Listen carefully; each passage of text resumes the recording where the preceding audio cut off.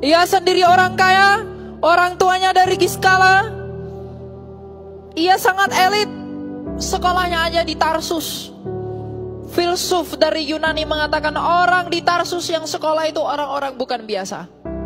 Tapi ketika mengenal Kristus, ia tidak merasa hebat dengan apa yang dia peroleh dari orang tuanya. Tapi justru karena Injil Kristus ia rela menderita. Ia karam beberapa kali. Bahkan ia meninggalkan apa yang dulunya baginya sebuah kebanggaan. Tapi sekarang ia menjadi penjual tenda demi Injil Kristus. Artinya apa? Kecintaan kita kepada Kristus tidak pernah berbarengan dengan kecintaan kita kepada dunia. Kecintaan kita kepada Kristus itu tidak pernah bersamaan dengan ketakutan kehilangan nyawa oleh karena namanya.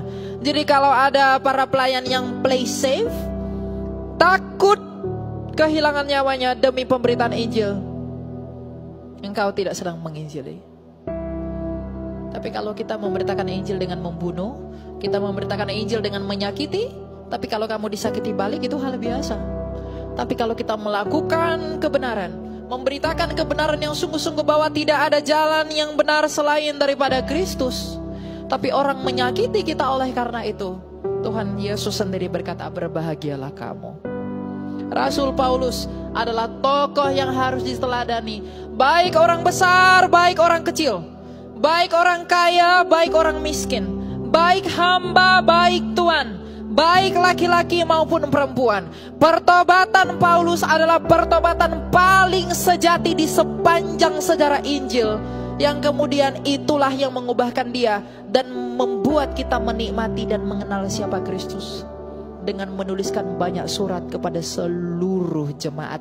Ujilah segala sesuatu yang kamu lakukan, wahai pelayan-pelayan musik, pelayan-pelayan di worship leader yang ada di tempat ini, yang menari di sana, yang berkhotbah di sini, yang mendengarkan di sana. Ujilah pekerjaanmu. Kita melakukan itu karena apa? Karena kita mau cari pujian manusia atau tidak? Atau kita semata-mata karena terpanggil karena Allah? Karena betapa hebatnya penderitaan yang kita alami, dan di dalam penderitaan itu kita menemukan kasih karunia Allah. Kalau Elia Myron tidak setia pada panggilannya yang mula-mula, saya akan dibuang oleh Tuhan. Kalau saya tidak setia pada kasih sayang mula-mula, tidak sulit bagi Tuhan untuk memakai yang lain dan membuang saya. Kalau saya menjadi sombong, saya merasa lebih baik dari siapapun, Tuhan akan membuang saya karena tidak ada orang yang merasa lebih baik dari saudaranya ketika ia melayani Tuhan. Kita akan belajar dari Rasul Paulus mengenai pertobatan yang sejati. Hari ini kita akan berhadapan dengan seorang rasul yang adalah Farisi dari Farisi, yang adalah orang yang paling terdidik dalam hukum Taurat, yang paling pintar dalam keagamaannya, yang paling hebat dalam praktiknya, tapi ia buta rohaninya. Ia berpikir dengan menganiaya jemaat orang Kristen, dengan menganiaya Kristus, dengan menganiaya jemaatnya, ia sedang berbuat bakti bagi Allah. Dan semangat yang seperti Rasul Saulus ini, itu sedang bangkit hari-hari ini untuk menganiaya orang kudus milik Allah. Tapi Tuhan datang untuk menghardik Saulus dan mengubahkannya menjadi Paulus. Di dalam pertemuan itu, Rasul Saulus yang begitu sombong, dia yang begitu congkak, dia yang begitu angkuh dalam semangat keagamaannya, kesombongannya dijatuhkan oleh Tuhan. Tadinya hatinya begitu buta melihat Tuhan, ia tidak melihat kebenaran Tuhan. Ia berpikir bahwa dengan perbuatannya taat kepada keagamaannya itu, ia sudah begitu hebat di hadapan Allah. Bukankah ini mencerminkan beberapa dari kita? Kita berpikir kita suci, kita berpikir kita benar, padahal sebenarnya kita buta, tidak mengerti kehendak Allah. Ketika Tuhan meremukkan Rasul Paulus, itu adalah kasih karunia. Ketika Tuhan meremukkan Rasul Paulus dengan membutakan matanya, pada saat yang sama Tuhan sedang menunjukkan kepada Rasul Paulus bahwa engkau bukan siapa-siapa tanpa aku. Dan sikap yang seperti itulah yang kemudian melahirkan pertobatan sejati. bahkan menjadi penginjil yang terkemuka di sepanjang sejarah. Pelayan-pelayan Tuhan, jangan engkau merasa hebat dan merasa lebih baik dari siapapun. Bagaimanapun kita adalah hanya orang-orang yang hidup dalam kasih karunia Allah, sehingga kita bisa melayani. Gak ada orang bisa memuliakan Allah tanpa Allah mampukan. Tidak ada orang bisa memuji Allah kalau bukan Allah yang memampukan. Karena yang memampukan kita, yang bersaksi bahwa Kristus adalah Tuhan, hanya oleh karena Roh Kudus yang diam di dalam kita semua. Jadi kalau hari-hari ini saya, Bapak, Ibu, dan semua anak-anak muda, kalau Tuhan saat ini mengizinkan Anda diremukkan oleh karena dosa-dosa kita, Tuhan mengizinkan kita mengalami kesakitan karena kesalahan kita, Tuhan mengizinkan kita mengalami hal-hal yang tidak seharusnya kita alami, percayalah itu adalah bagian dari kasih karunia-Nya, agar kita dihantarkan kepada pengertian dan kebijaksanaan ilahi bahwa kita bukan apa-apa tanpa Tuhan. Karena tidak ada pertobatan yang sejati tanpa penderitaan. Tidak ada pertobatan sejati tanpa mengerti siapa Allah. Dan tidak ada pertobatan sejati kalau kita sendiri tidak bertemu kepada kasih karunia Allah. Ketika dia mengerti bahwa dia bukan siapa-siapa tanpa Kristus, maka ia merendahkan dirinya, memberikan hatinya untuk bertobat.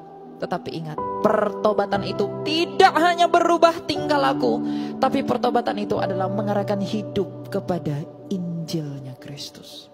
Maka ketika Rasul Paulus, ketika dia sudah bertobat, apakah kembali ke dunianya yang lalu? Apakah kembali menjadi seorang penjahat? Apakah kembali dalam kefarisiannya? Apakah kembali kepada kebanggaannya sebagai orang yang terlahir dari suku Benyamin? Apakah ia kembali kepada kebanggaannya bahwa ia pernah belajar dari Tarsus? Tidak. Justru ketika Tuhan meremukkan dia, Tuhan menjatuhkan dia, dan dia sadar bahwa dia bukan siapa-siapa tanpa Tuhan.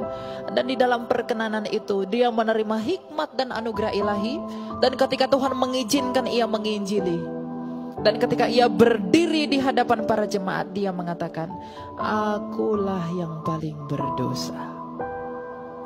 Sehingga orang-orang yang tahu siapa Paulus, orang-orang yang tahu siapa dia, tidak mengagungkan dia sebagai pribadi, tapi mengagungkan Allah yang telah memberikan kasih karunia. Bahkan di dalam penderitaan pun Tuhan bisa memakai siapapun. Dan pertobatan yang sejati itu akan melahirkan sikap hati yang terpenting, yaitu kerendahan hati. Tanpa kerendahan hati, kita tidak akan mengerti bahwa segala peristiwa yang terjadi dalam hidup kita, itu Tuhan izinkan dalam maksudnya yang kudus, untuk mengubahkan kita menjadi pribadi yang lebih berkenan di hadapannya. Tapi kalau kita sudah menjadi Paulus, ia akan berkata, akulah yang paling berdosa. Dan di dalam pengakuan itu, orang-orang yang mendengarkan akan melihat betapa Rasul Paulus dipakai begitu hebat. Tapi ia sendiri merendahkan dirinya. Ia sadar bahwa dia orang berdosa, sehingga manusia tidak akan mengidolakan Paulus, tapi ia akan mengidolakan Kristus yang telah sudi memberikan ia kasih karunia dengan meremukkan Rasul Paulus. Lihatlah para martir Kristus, lihatlah para rasul, betapa mereka rela menderita demi keagungan Kristus dan pemberitaan Injilnya yang mulia. Karena bagaimanapun mereka sadar, mereka melihat betapa ajaibnya yang terjadi itu, dan mereka tahu, apapun yang engkau tuhankan, siapapun yang engkau percayai, pada akhirnya semua yang bernafas, yang terlahir dari perempuan, akan berhadapan dengan Yesus Kristus dari Nazaret. Tapi sebaliknya, kalau kamu kehilangan uangmu, kamu kehilangan hartamu, kamu tidak kehilangan apapun. Tapi kalau kamu kehilangan Kristus, kamu kehilangan segala sesuatu. Maka ubahlah mindset kekristenanmu. Kalau Tuhan meremukkan kita, kalau Tuhan mengizinkan kita tersakiti, itu adalah cara Tuhan untuk menguji kita menjadi emas. Sama seperti Rasul Paulus yang bukan emas, tapi pada akhirnya menjadi emas. Paulus membuktikan.